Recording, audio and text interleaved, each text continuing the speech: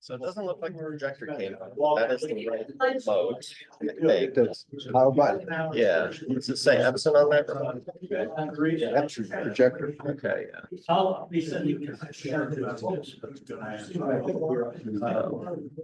This is where it gets fun. Where it gets fun? Could be turning on.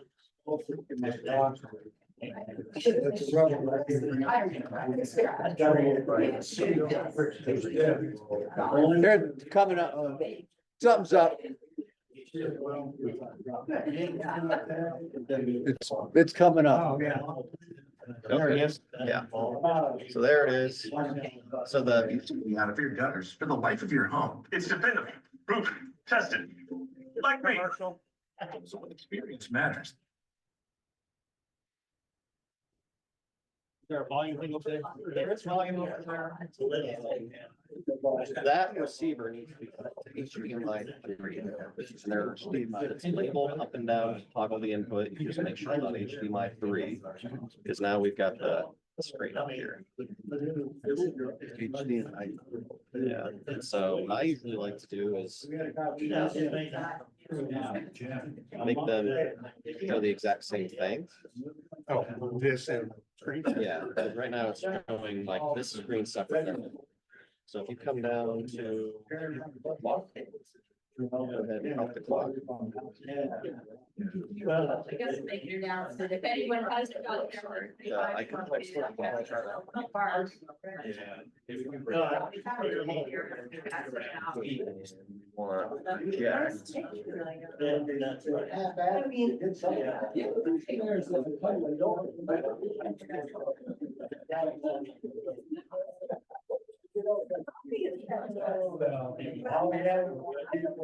So now, anyway, we should have, yes, what we see here is now showing up there.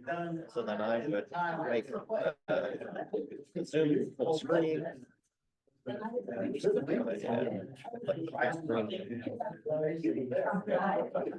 that's kind of the pre-meeting stuff.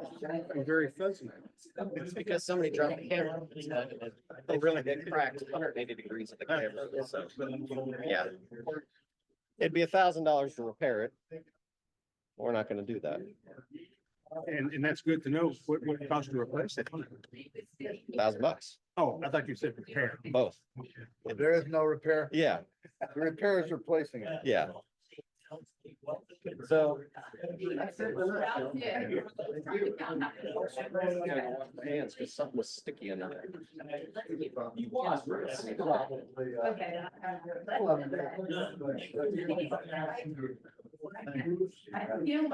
You can try calling him. He doesn't respond.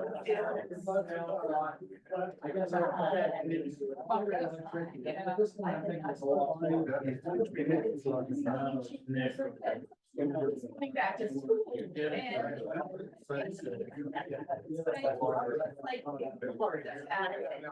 Active and then. I like working. I'm retired. Then your practice there.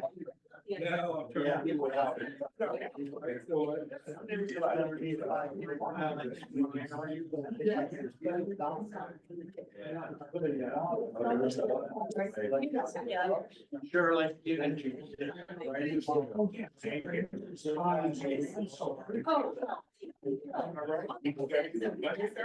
don't.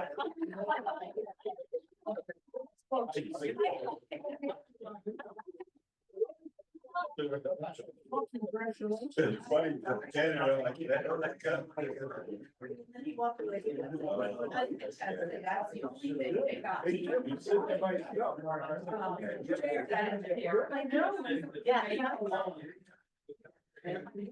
Well, for the guests, it's sort of,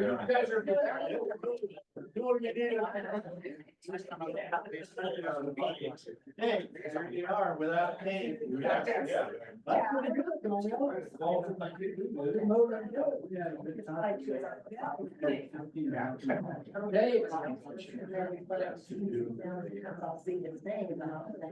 Nobody knows this. I know.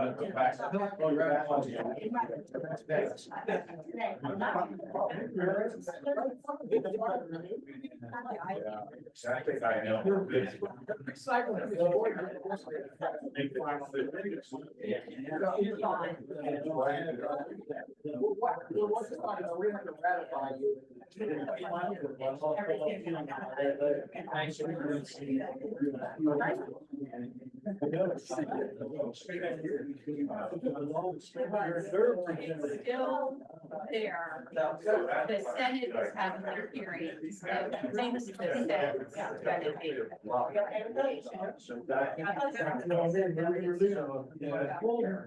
Yeah, nothing, outside my presence, I don't know. Yeah. I'm just, you know what, I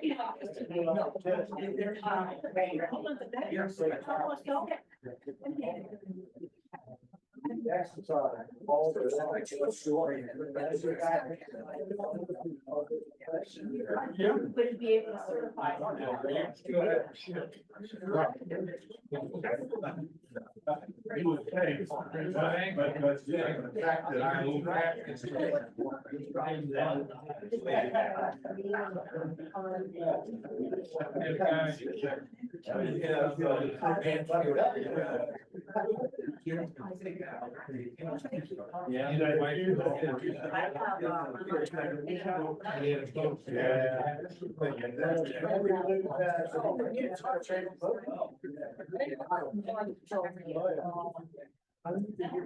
You want to talk to Greg?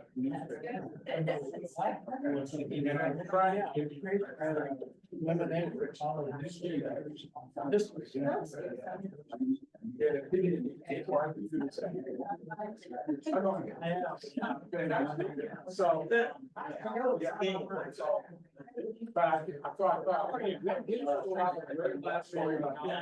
Up in the air, came down.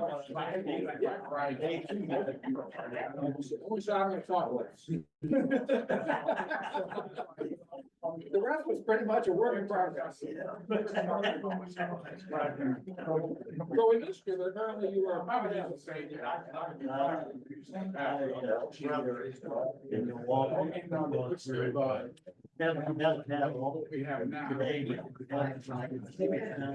have that. Yeah.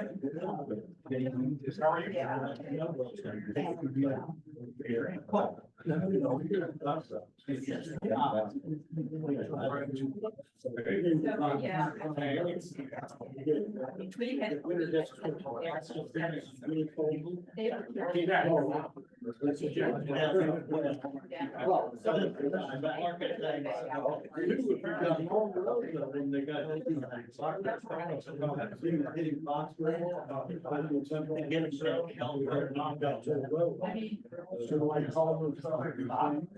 Yeah.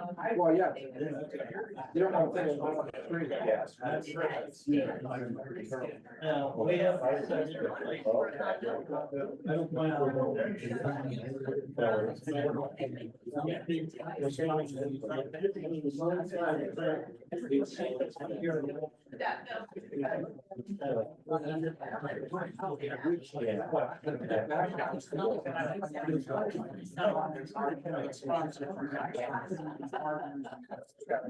I could,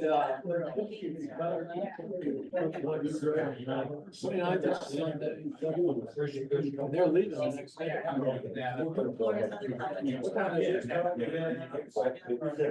We don't have the others.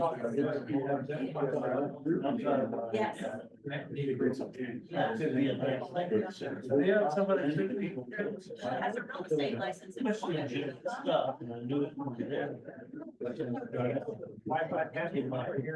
Then what happens, yeah. And my son, basically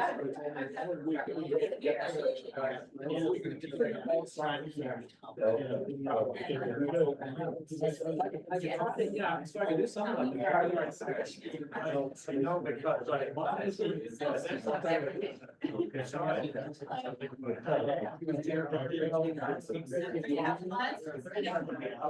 Would you like to play with it?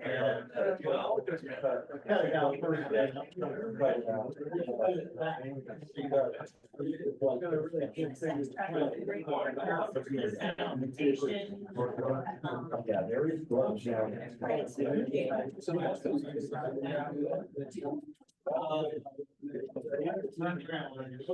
Saying, I have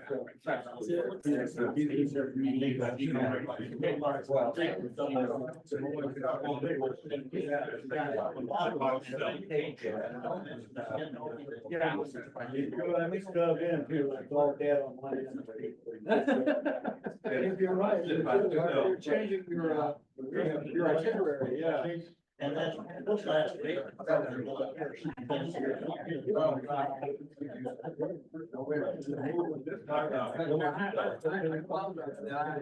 I don't think I found out why you're making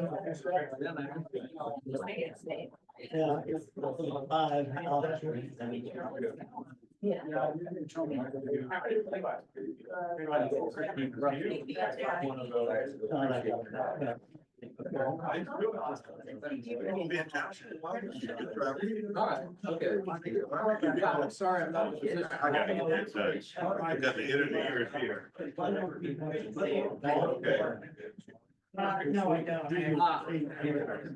Tomorrow I'm gonna go upstairs. I've got to get up there and tend to my grass. My grass cutter back down on me, so I gotta find somebody to do it. Charlotte, Charlotte. How you doing, bud? Yeah, we'll go next week. Week after.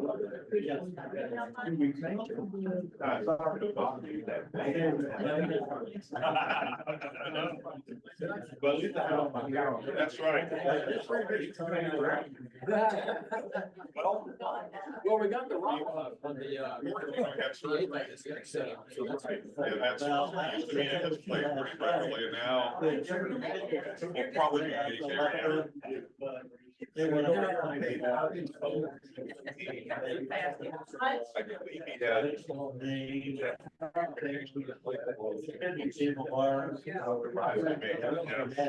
are like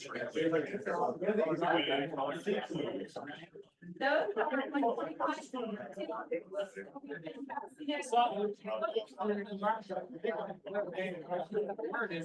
Get together and talk. And then one eliminated copy. That's great, thank you. But you better have notes.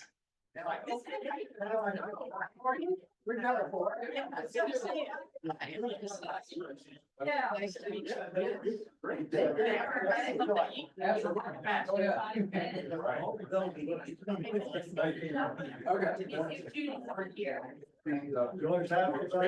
You got it. You got it.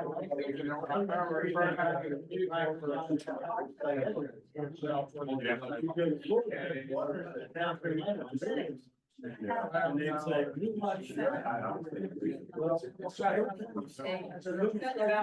Five club. This year.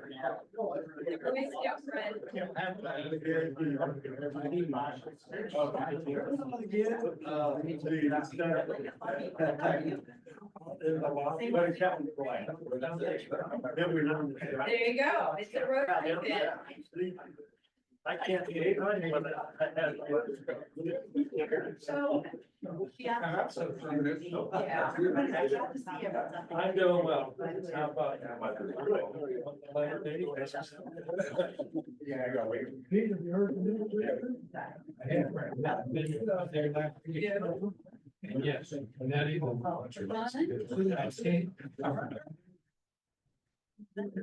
I can wait. And then I. Glad to get a family there. Why don't you update and can introduce yourself, you know? How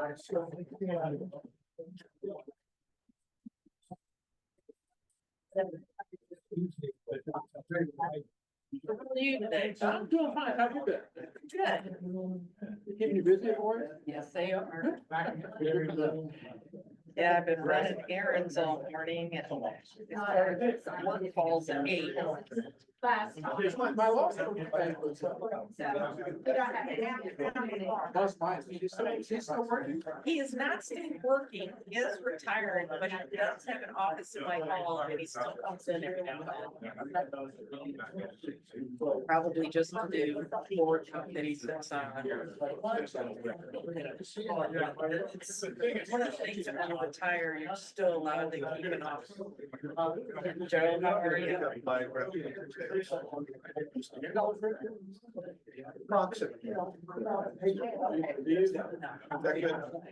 you in my office trip or something else?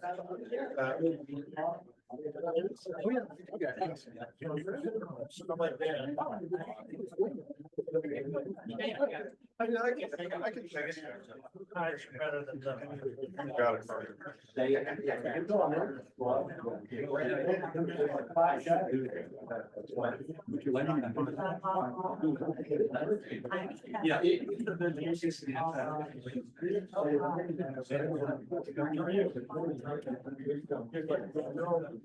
Yeah.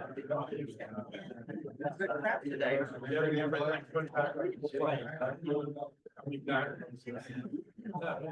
It used to be a lot bigger. Yeah. That's the same thing with the Columbus. I should have to a couple of makeups. Yeah.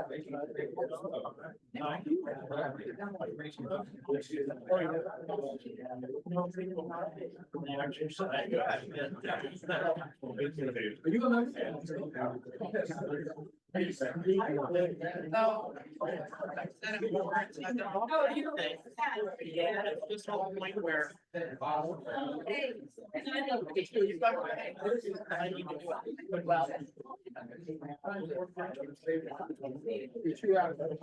Yeah. There's Rotary. Yeah. One time.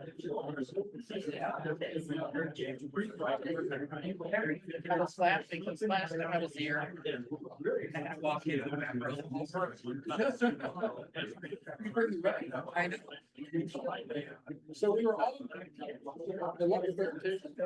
It was all through. Why you got it in before people.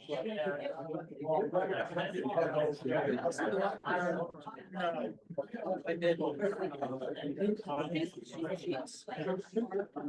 He's actually very dirty player.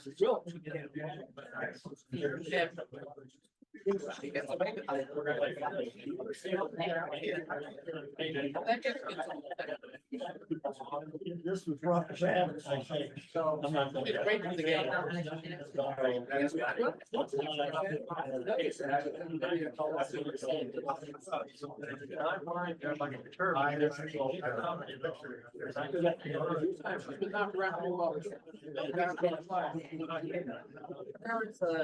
game state. Yeah.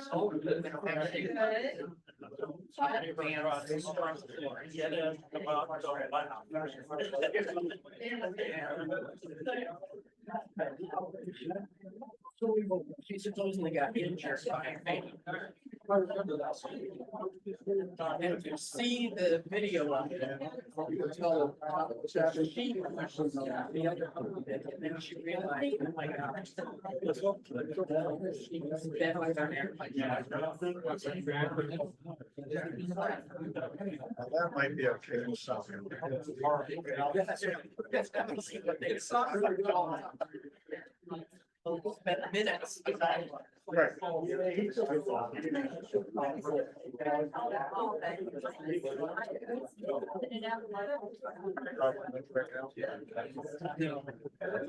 Thankfully.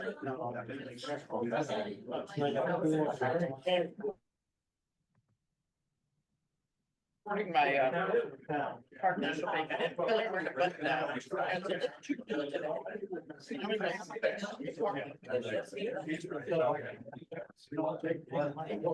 It's just how crazy. Yeah. Yes. I got back, I got the holiday weekend, and so I can go there.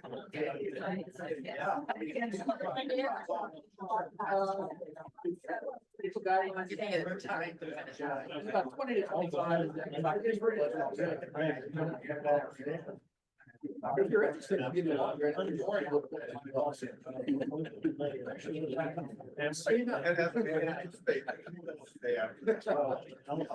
Absolutely. It's hard to talk about.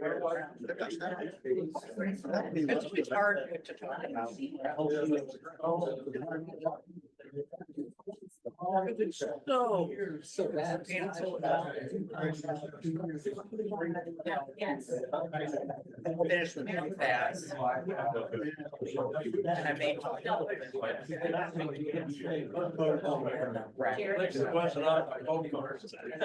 I'm just going on about the various kinds of some of the things that we fight about. People say, oh, we're cleaning up a property, it's really cleaning. No one knows anything. It's all exactly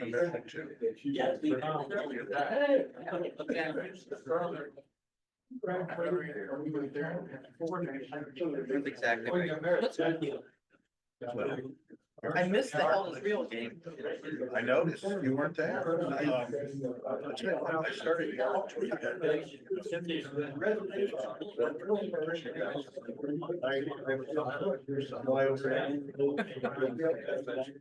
Yes, dog guy.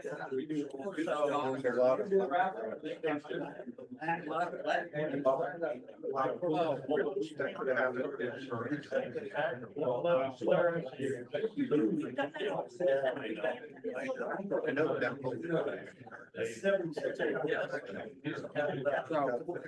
Testing.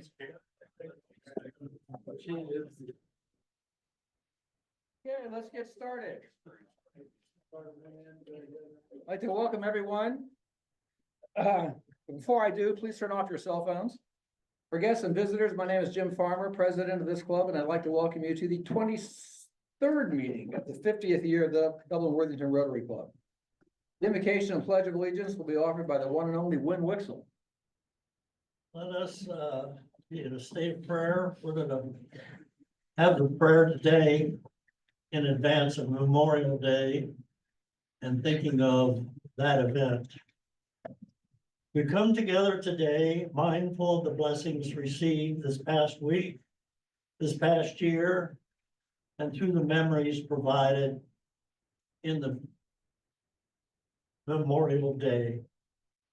As we are gathered today, we call to remember Memorial Day for those who have sacrificed and committed for us, be it in a military or others who have served in support of America, such as the Boy Scouts or the Peace Corps, other organizations helping others. As they gave thanks, and they gave for us the well-being of our planet and country, help us now to assist in tending to such in service of others with your help. Help us to respond to our neighbors and to you. Thank you for the food before us. Amen. I pledge allegiance to the flag of the United States of America, to the republic for which it stands, one nation under God, indivisible, with liberty and justice for all. Our visitors and guests will now be introduced by Joe Passion.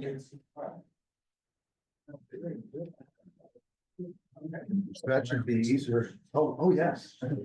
Mrs. Barnhart is here as our visitor. And I was about to say, sorry, none, but thank you. You got here just in time. And her husband's here as well. Well, we don't call you a guest, do we? All right. He's a member also. All right, then. We finally got too hot in Florida apparently, right? When to come and see what rain looks like. Okay. All right, anyone with announcements, please make your way up to the podium at this point. See, 1, 2,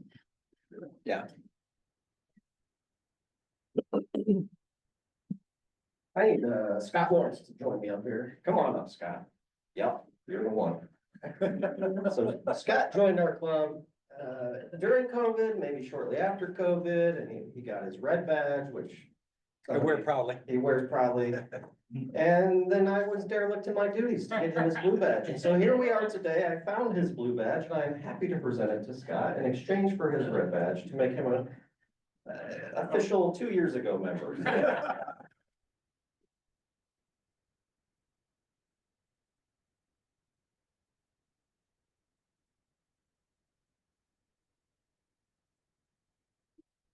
Thank you.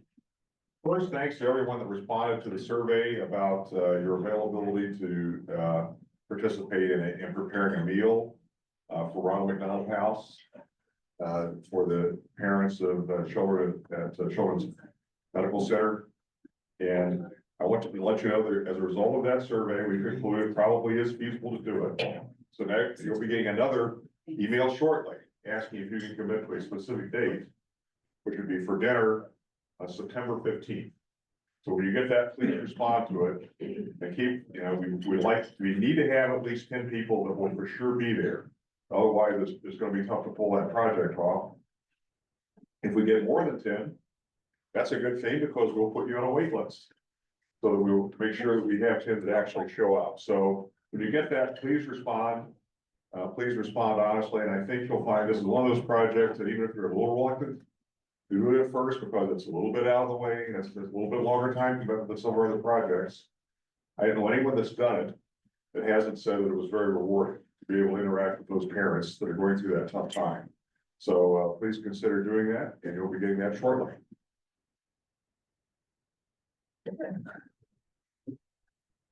Saturday, May 31st is Habitat for Humanity wall build, and you're invited.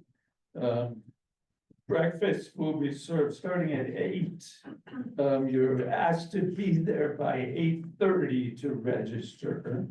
Saturday, May 31st, construction starts at 9 and should finish by 12:30. And lunch is provided too. You don't even need to bring anything. Hammers will be provided, safety glasses, everything. And Jim and I have talked about pairing Rotary Club members, but you might be on a team with some other folks and you can tell them about Rotary. Thank you. Yeah, I think that'll be a great opportunity for those who can't participate to solicit other people to be in this club. Okay, on behalf of the NGSE, that's the group study exchange, so you know that we're involved with right now with Mongolia. The team is going to be coming here June 26th to the 30th. They're going to be here for the month, but we have them from the 6th of the month. We're going to have a community event where we're going to ask you all if you want to attend that afternoon, kind of a rah-rah that afternoon. So you get to meet with them. You might even get some Mongolian food where we're kind of playing with that a little bit. So this is just a notification that it's now finally, after several delays, going to happen. You have a delightful team coming to us from Mongolia. They're generally administrators and people in the government or in Rotary. A little bit different. We generally have 21 to 45-year-olds coming.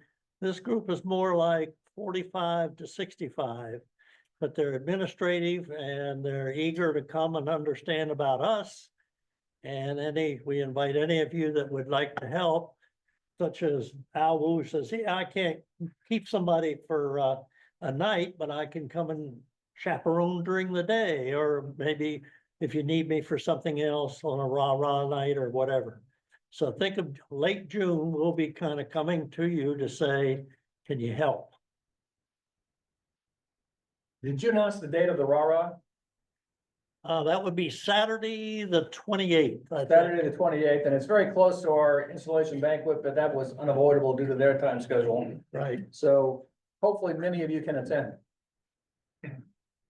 And before that will be Father's Day.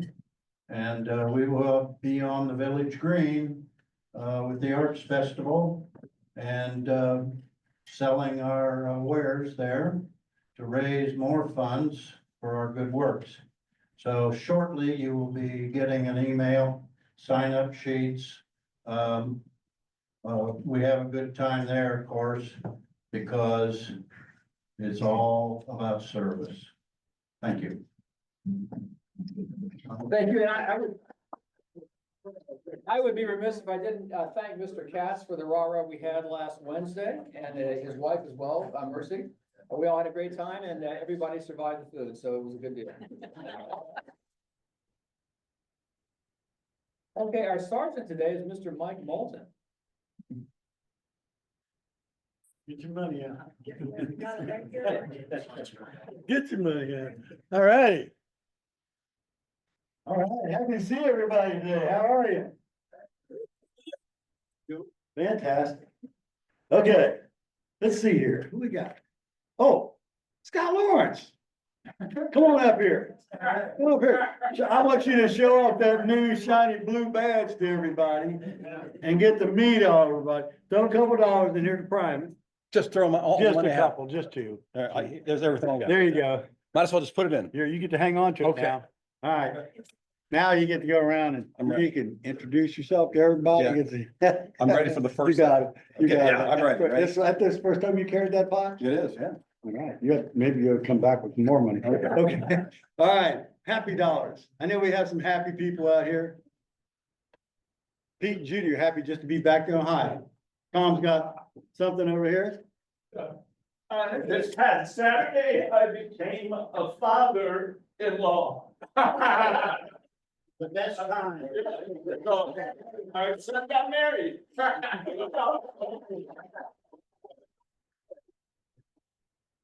Hey, I was scared there a minute.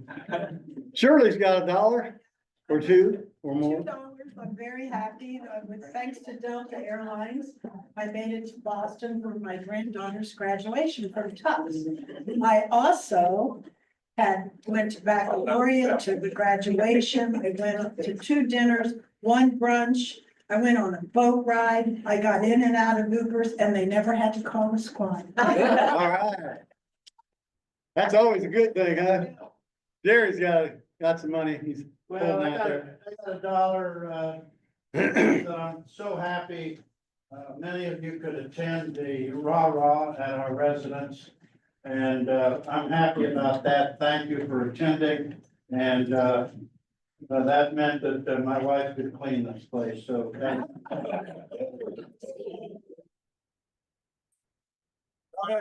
Hey, how many dollars did you put in there? Cause I'm calling Mercy, right? I'm calling Mercy as soon as we leave here. I got another $1 that I'm so happy about, and that's because the Community Service Committee met at our residence. And I was twice. 10 of us were there, and that, I think, is probably a record for the Community Service Committee as far as attendance. And so I thank every one of those folks who showed up, and I'm really happy about that. Thank you. All right. Jennifer's got $1. So, I have 5 to throw in. A lot of you know, or you've seen it on Facebook. This is a happy/crazy announcement. I am gonna run for school board again in Worthington. If you do live in the district, I'm getting petition signatures, and the longest serving board member in the state of Ohio is 52 years. I will not break that. For how many has it been? yeah, 24. we might have to give Jennifer $1 out of that pot just for doing that for so long. Here we have Happy Dave's happy I dollar. just have one more. I'm very happy to report that last weekend, our family went up to Cleveland where our granddaughter Josephine graduated in biochemistry from Case Western. And, our other granddaughter, her twin, Julia, arrived by surprise from Europe. So we were able to enjoy both of them. All right. Think I think that's all the happy dollars we have. So we'll move on to the sergeant program. Anybody tell me what the over and under is on George's phone ringing during the meeting? George, I'm picking on you, you know it. I mean, nobody can tell me? Well, that's $1 right there. Come on, folks, pony up dollars. Especially for George, 'cause I know that phone will ring. I know it. All right.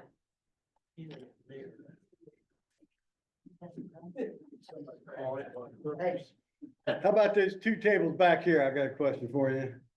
What was, Memorial Day originally called when it first began? Okay. I'll be there. You tell me? Decoration days. Decoration Day is correct. And when did that happen? After World War I. No, it was directly after Civil War. Get a dollar from those folks over there. How about this center group right here? What about? What was the date of the first celebration of Memorial Day, which was back then called? Is it Decoration Can Day you- or can you Memorial tell Day me? you're talking about? Yeah, this was Decoration Day, which is now Memorial Day, but the date. Anybody give me the date? Has to be 1865. May 30th, 1868. Get a dollar from that group of tables right there. Took a little while. Yes. Just ask Joe. Just that. There you go. Communication really slow. Back in those days. All right, who we got here? Could we have a question? This group right here. Who made this saying? And this is probably a little older than most of us. For love of country. They accepted with death. Anybody tell me who made that quote? For love of country, they accepted death. These are for fallen warriors who fell during the conflict. Who said that? James Franklin. Oh, who else? Get a dollar. Who else? Come on, Doug, I thought you knew history. All right, now this is for the whole group. Raise your hand if you played in this year's Molten Memorial Golf outing. Hey, right there, everybody else throwing $1. Oh. Memorial tournament's coming up. Anybody going to the Memorial tournament? All right, congratulations. Good job. And can you tell me how old the tournament is? 1976. Well, I didn't say what year. I said how old. I know you close math, most of the rest of us are on track. Well, what is it? Add it and tell me. How many years? 49. No, 50.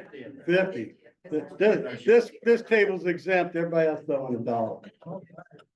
Last year's winner, I know you know that one. $3 limit. $3 limit, yeah. Scotty Shepherd. Thank you, everybody.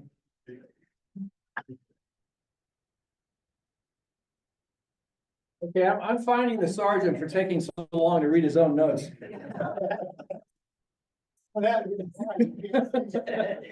Our speaker today will be introduced by the president-elect for not much longer, Joe Patchen.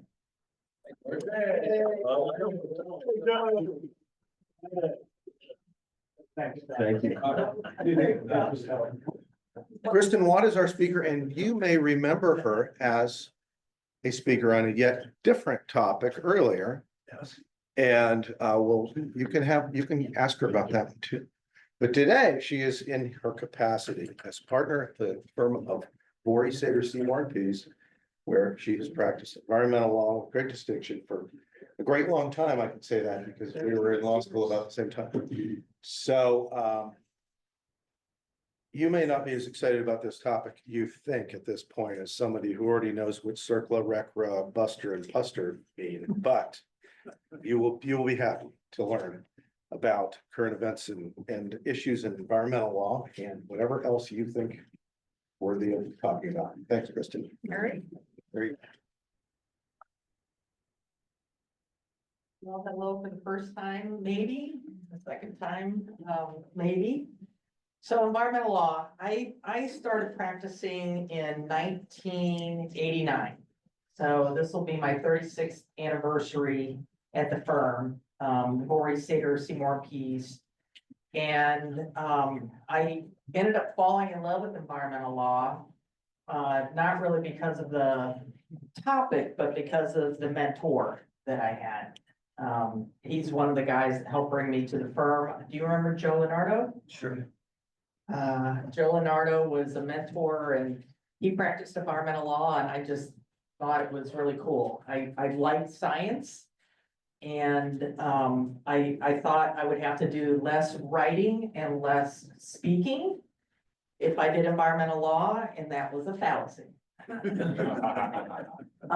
My practice expands pretty much everything, except air. If you ask me to do an air project, and I agreed to do it, it's gonna be malpractice. I can guarantee you that right now. But I do just about everything else. And I will take time at the end of this to answer whatever questions you want, whether I talk about it or not, because there's always something out there.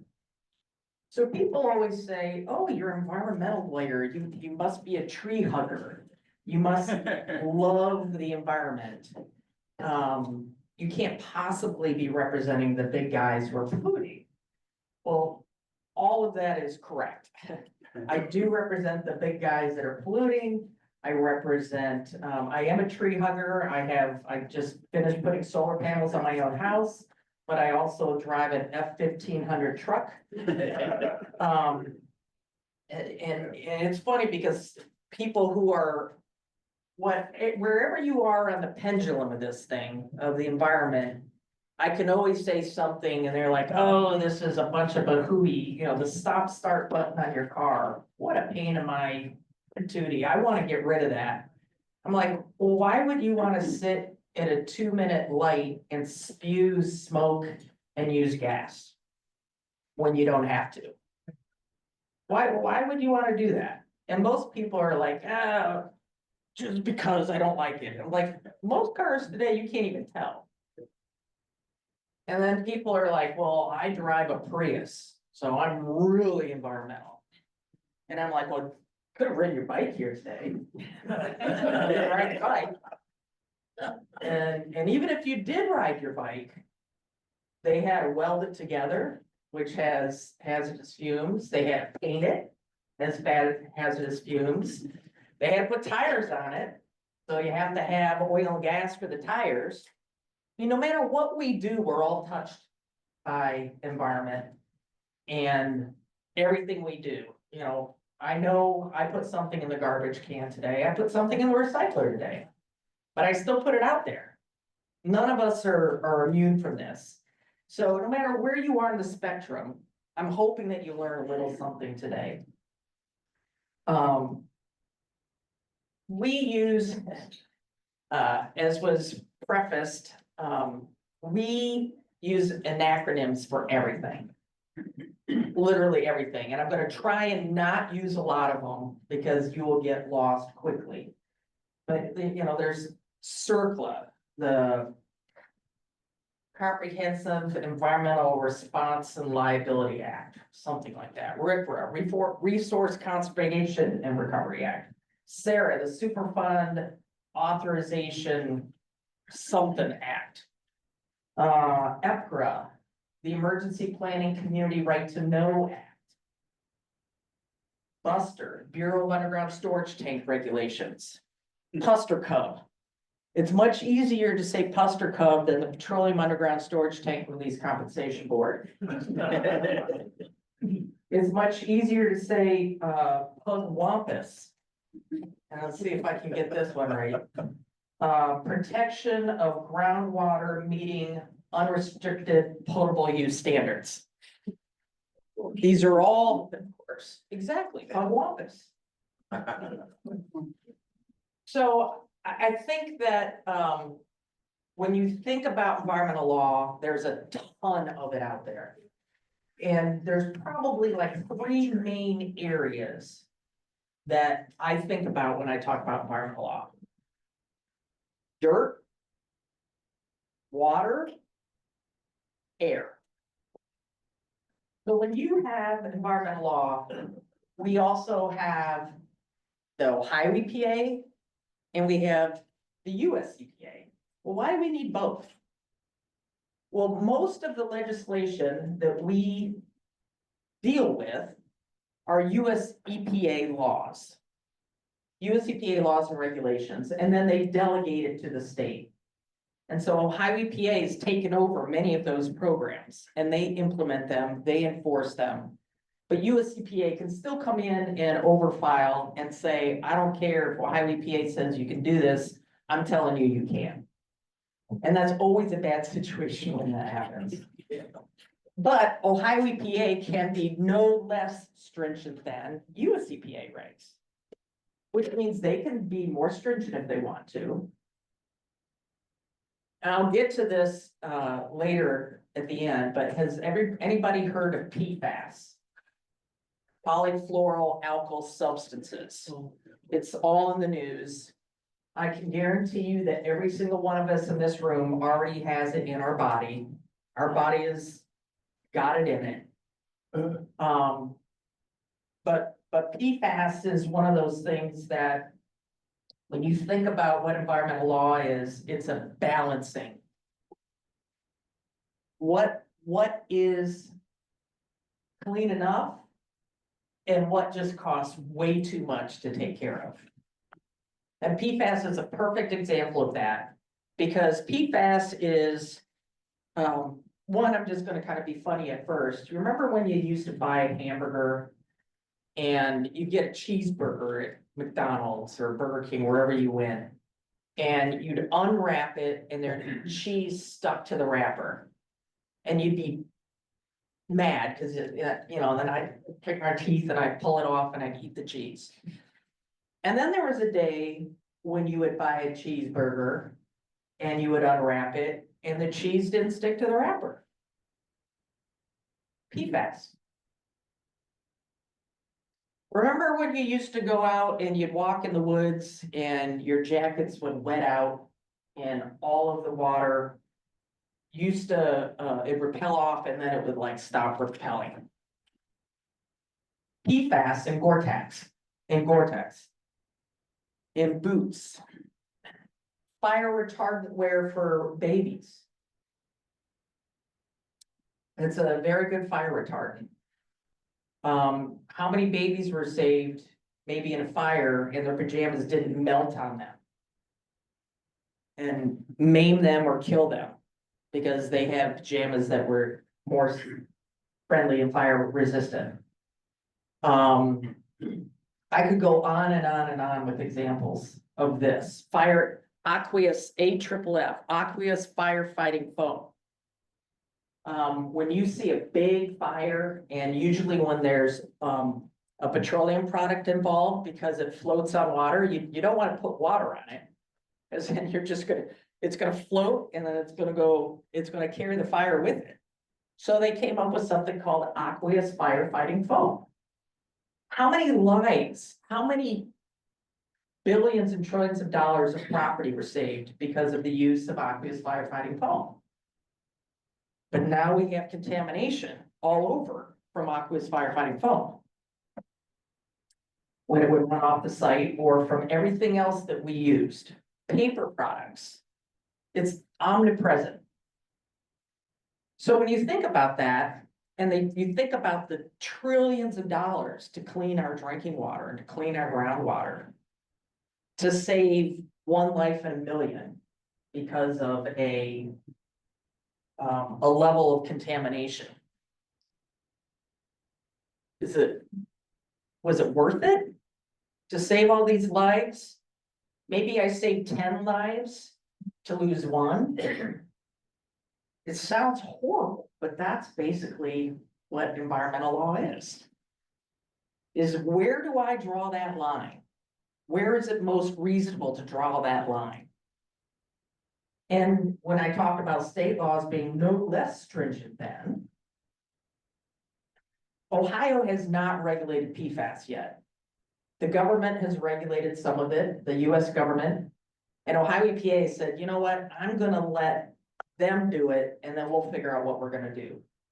But if you're a manufacturer and I've got a product that maybe has PFAS in it, and I have Michigan that tells me the number that you can have is 10, I got California telling me the number you can have is 2, and I got New Jersey telling me the number I can have is 7. How do you as a manufacturer prepare for that? And then another state, okay, I'm gonna make it 2. I changed all my lines, I'm gonna make it 2. And then Oregon comes in and says it's gotta be 1. They would. So you can see the problems and the decision-making that gets involved all the time.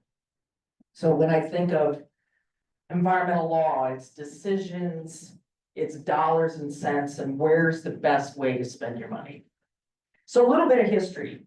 The Clean Water Act really started in 1948. And in 1972, under Richard Nixon, Nixon almost sounds proper, but Nixon, in 1972, Congress passed the Clean Water Act, which was a sweeping change for water. And Nixon actually, because of his political affiliations at the time, thought, you know, my contingency is not gonna like this, and he vetoed it. And Congress came back and overrode the veto and said, no, we're gonna do this. And when you think about it, 1969 oil slick on the Cuyahoga River was one of the big things that really kind of got this started. That wasn't the first fire. That was the 3rd major fire in the Cuyahoga River in like 2 years. Because there was so much oil on that river that if it caught fire, you would have had to use aqueous firefighting foam to put it out. But it floated the fire. I mean, how do you put that stuff out? It's crazy. In Santa Barbara, there was 100,000 barrel oil spill that they just kind of like, we're just gonna leave it. No one really cleaned it up. The Potomac at that time, the Potomac had 240 million gallons per day of human waste dumped in it, untreated human waste. Appropriate. When you think about some of the earliest regulations, it was water. There's some very interesting history books, just small little books. I should have brought one, dang it. That talks about water and sewage systems in central Ohio and the O'Shaughnessy Dam and how they decided to dam some water and the first water plants. Because everybody either dug a hole and did their duty, or they would flush it and go right out to the stream. In the 1800s, you'd have a little pot and then you throw it out in the street, or you walk down to a stream and you throw it in. And then again, it got so bad. So early in the 1800s, cities, when people started getting sick drinking the water, they're like, ooh, we gotta change something. So when you start thinking about fires on a river, on water, you think about oil spills that aren't being cleaned up. You think about 240 million gallons per day being put in the Potomac of human waste. That's maybe time in 1972 to change that. So they created the Clean Water Act. And basically what it set up was a permitting process. There's a whole bunch of things. I'm simplifying this down to nothing. But it's a permitting process that if you ever want to discharge pollutants from a point source, these are all pollutant is a defined term, point source is a defined term, into a water of the United States, Water of the United States, WOTUS, as opposed to POTUS, President of the United States, WOTUS, Water of the United States, you need a permit for it. It's the first time they ever created a water quality standard. And there are different water quality standards depending on the stream usage. Darby, the Big Darby has a very different water quality standard, much higher quality standard that needs to be kept than the Cuyahoga River. Makes sense? But you can never decrease the use of a river. So Darby is gonna have to always be this way. And you'll see all kinds of fighting about that kind of stuff. I talked a little bit about WOTUS, Water of the United States. And I talked about US EPA and Congress. So Congress is the one that sets the standards. And Congress created the Clean Water Act and kind of defined what a water of the United States is. But again, it's a defined term, water of the United States. The Supreme Court in the last 15 years has probably debated the definition of water of the United States at least 5 times. And it's tweaked the definition a little bit here and there, but they can't do any more than define what Congress said it is. The court can't make up the rules. Congress has to make up the rules. And so here, Congress called it water of the United States. The Supreme Court in the last 5 years can't decide what the heck a water of the United States is. It's bought it, and for me, if I need a permit to discharge into the water of the United States, and we can't define what a water of the United States is. You know, think about a stream. You've got a stream and you've got a main trunk. And then it goes out into little rivers, and then it goes out into little riverlets. And I think all of us can say, well, that main trunk's the water of the United States, and that river that comes off of it is the water of the United States. But what about the headwaters that start in the mountains of Appalachia, southeast Ohio? Just these little riverlets that only get wet when it rains. And then it'll flow for maybe 3 or 4 days. Is that a water of the United States? If someone wants to disturb that, or fill it, or dump something into it, do they need a permit? I mean, these are the nuanced little things that all of us deal with. There's also something called the Safe Drinking Water Act that tells us what we're allowed to drink, what can be in our water. There's maximum contaminant levels, there's secondary maximum contaminant levels. So maximum contaminant level is like, thou shalt not put water, serve water, drinking water that has more than this level of name it.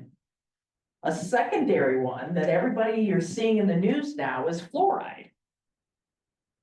Should we put fluoride in the water or not?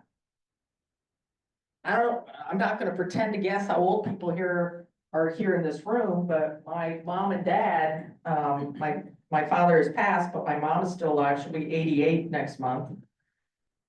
You know, until they put fluoride in the water, her teeth it was tough.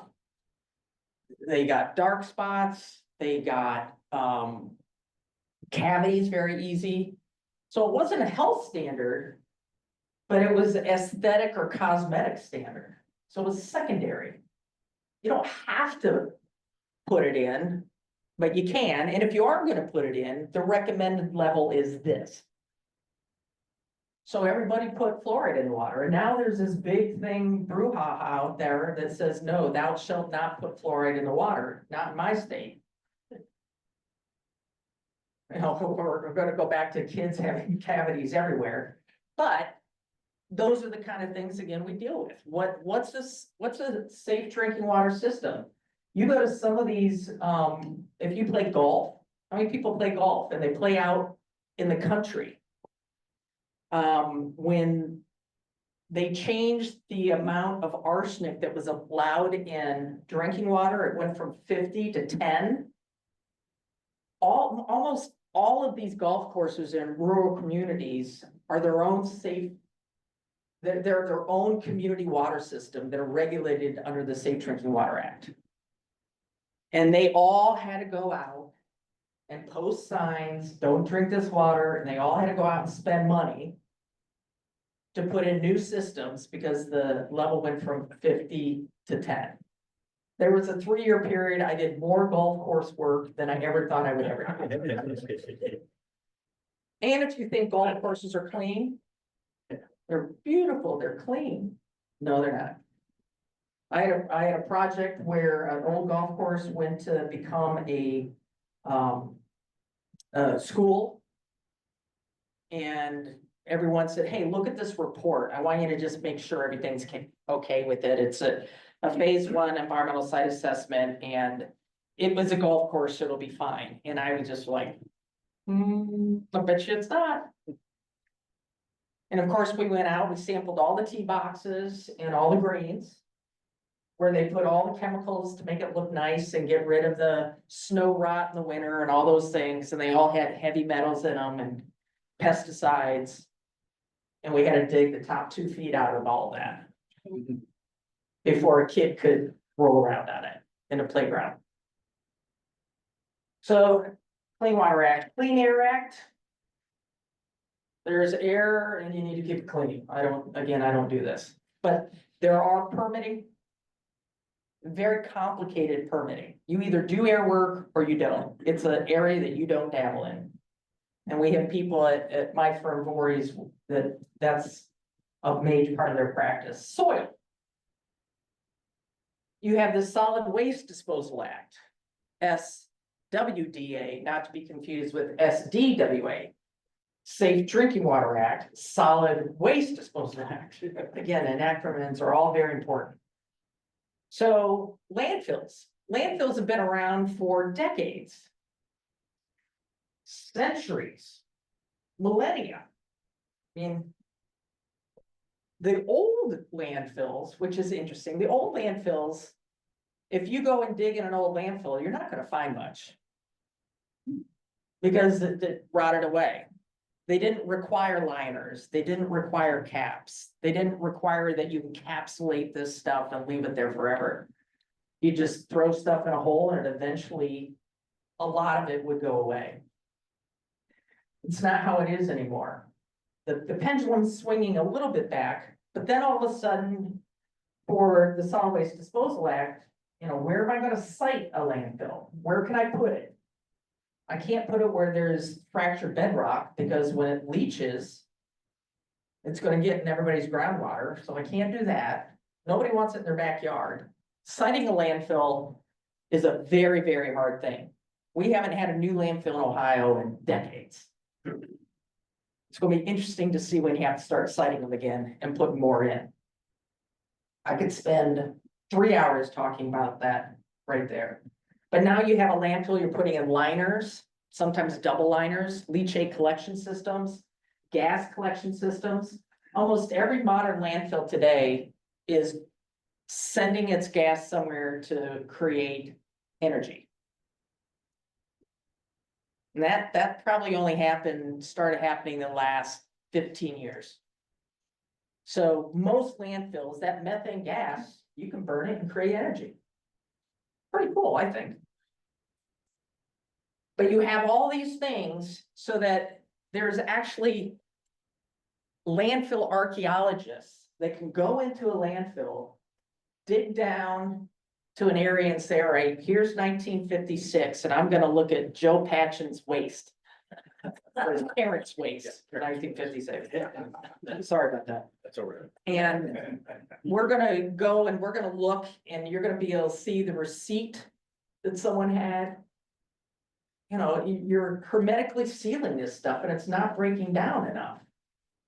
Landfills right now are very different than they were even 10 years ago. We started taking all of our paper and cardboard for recycling. And we take all that stuff out. That stuff used to help hold moisture in the landfill and release it more slowly. Well, now you don't have that. Now you have stinkier landfills, smellier landfills. You have more potent leachate. And if you go into they're trying to make it so that you couldn't go into a landfill today and still read everything on the newspaper 10 years from now. They want it to break down.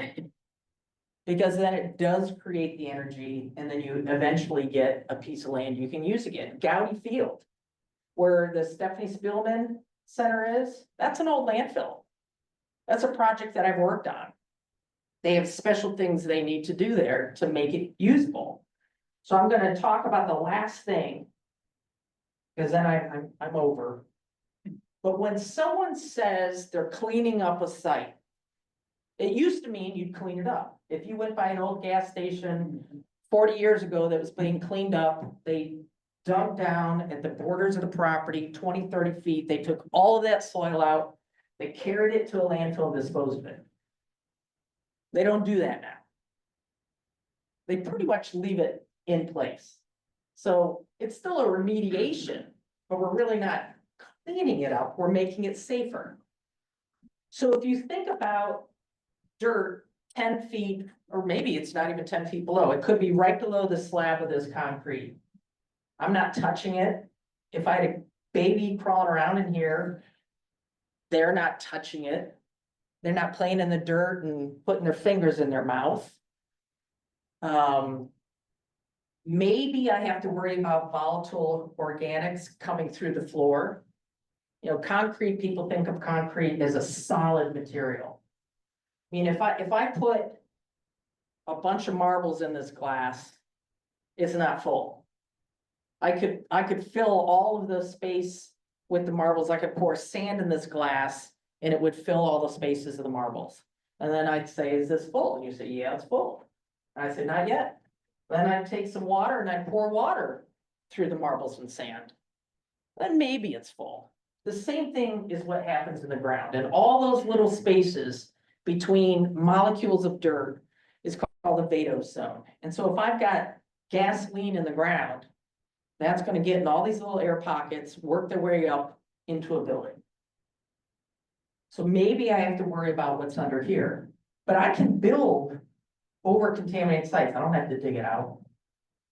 All I have to do is make sure that no one is exposed to it. What's the pathway?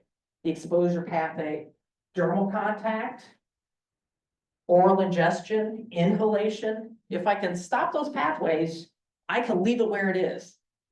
Whenever you see an old industrial site, and you drive by them all the time, the 4th and 5th project in the Wyland Park area, just north of downtown off of 3rd Street. That is a project that is an old industrial site. Old, over 100 years old and pretty darn contaminated. Did they remediate it? They took some stuff out, but they can develop it now because of the, we're encasing it, we're making sure no one's being exposed to it. But if you look at that, it's commercial in some of these areas. So the most contaminated sites will have commercial on the first floor. Well, why would that be? Commercial standards are less stringent than residential standards. If I'm a resident, I'm living there 24/7, 365. I'm gonna be exposed to what's there. If I'm a worker, maybe you work a couple hours overtime, you're only there 50 hours a week. So I can have higher contaminant levels because you're being exposed for shorter periods of time. This is what the thought process is. And so a commercial standard, if the commercial standard is 20, and a residential standard is no, it needs to be 2. You need to make sure it's only 2, but for commercial, you can have 20. Well, particularly if you have a volatile organic, I'm gonna put commercial on the first floor, because I have a easier standard to meet than if you live above it. If you live above it, I can have a different standard. So when you think of all these sites, the casino. If anyone's been to the casino, I'm not a gambler. But if you go to the casino, that is an old GM site that no one touched for decades. No one wanted to, too contaminated.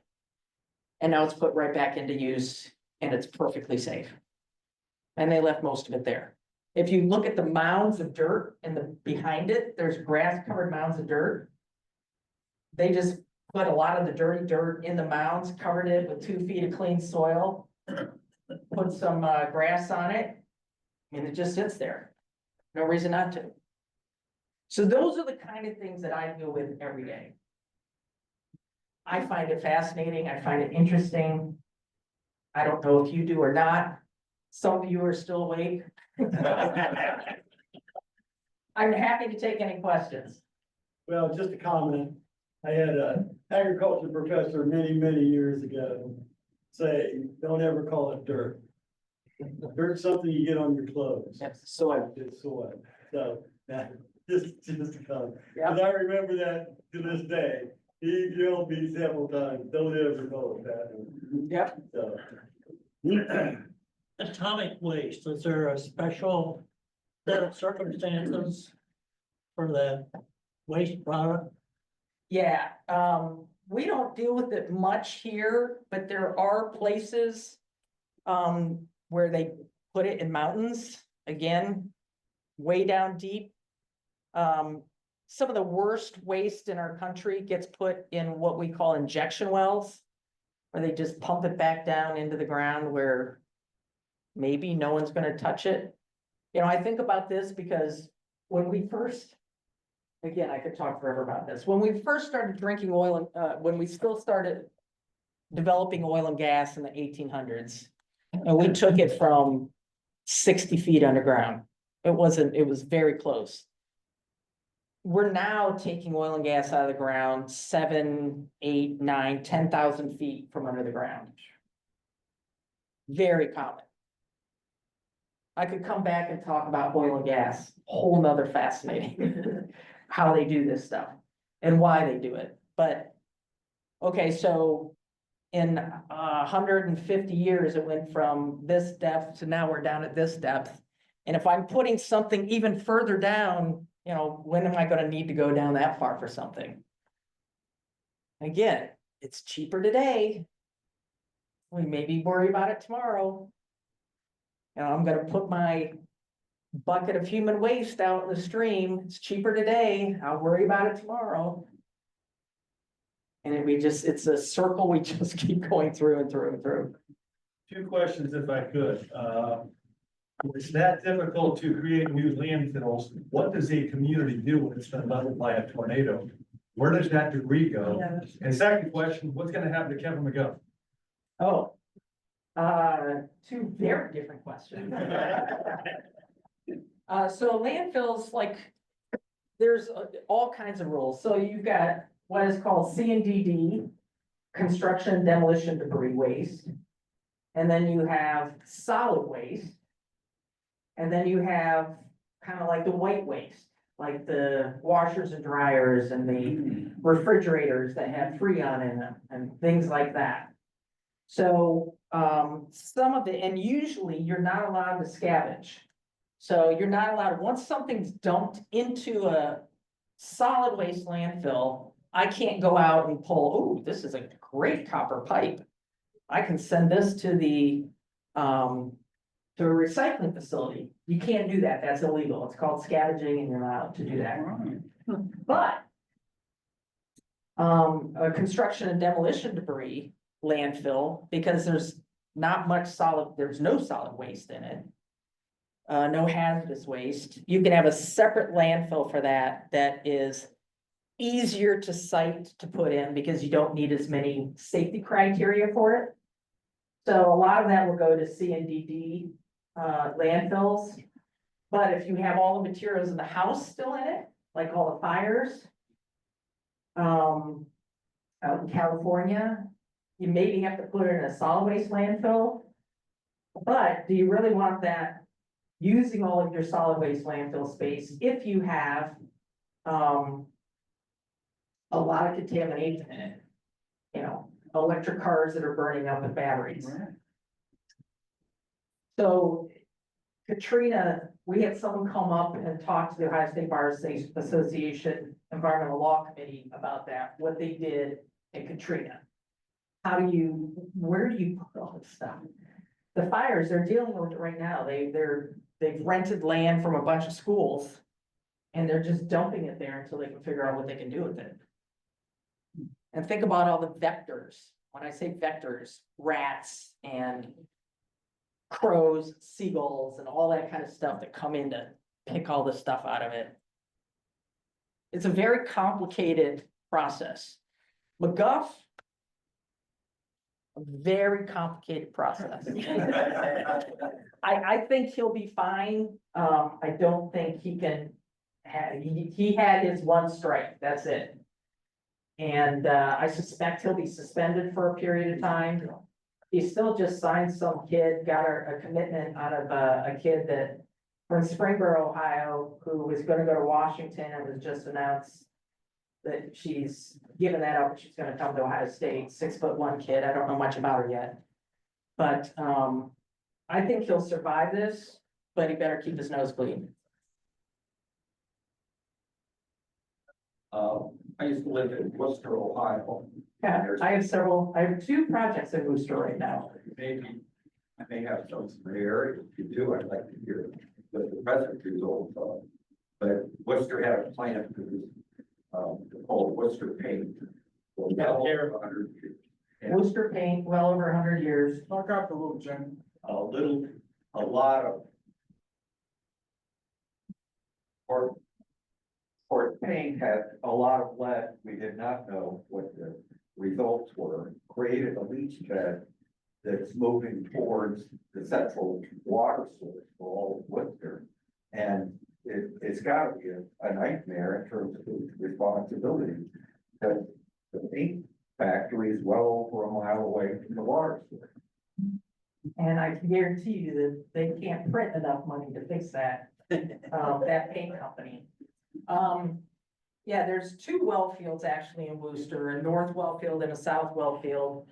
And when they turn on one of the other well fields in the summer, to get more water for everybody washing their cars and or watering their lawns and things like that. The water, if one part of the year, the groundwater moves in one direction and the other part of the year, groundwater goes in another direction. So what was a nice tight area of contamination is now like all over the place. And lead is usually not a problem in groundwater. Usually, the more common issues are volatiles in groundwater, gas, TCE, trichloroethylene, those kind of solvents. But I know that some of the well fields there have what we call GAC, granulated activated carbon, GAC, and they run all their water through the GAC and strip out a lot of the volatiles. But then you gotta clean the GAC and you gotta dispose of the GAC. You know, it's this, again, it's this big circle of stuff.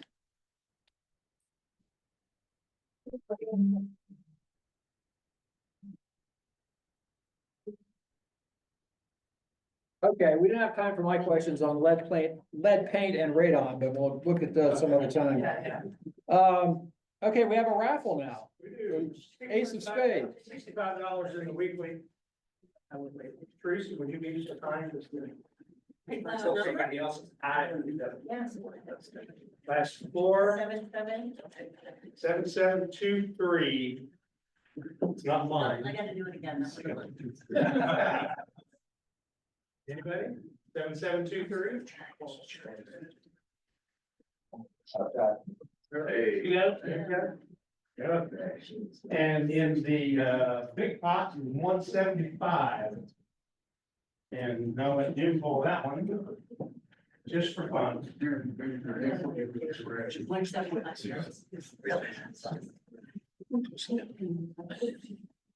Last 4, 7, 6, 8, 5.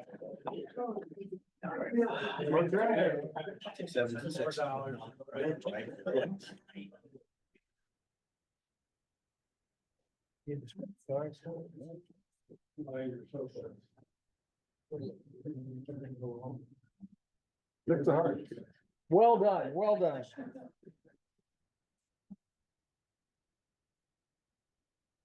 Okay, let's conclude with the four-way test. Of all the things that we think, say, and do, first. Second. Third. Fourth. Thank you, everybody. We are adjourned, and remember to return your badges.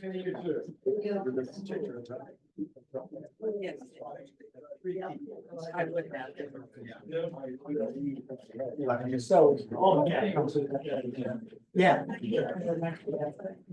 Because kids, you know, they chew everything, they touch everything, you know, they put it on my head. But you and I are not bad kids. Damage. 2 years ago.